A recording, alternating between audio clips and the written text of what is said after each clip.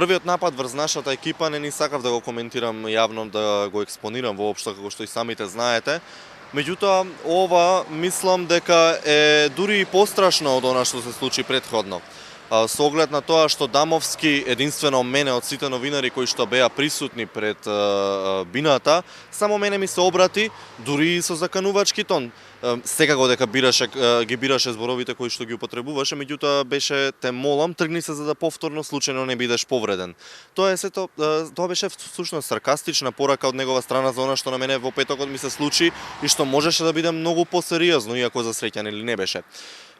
Значи, ние како новинари не се чувствуваме добредојдено на тие протести, уште помалку со ваквите постапки, повеќе се чувствуваме всушност обесхрабрени да воопшто бидеме таму.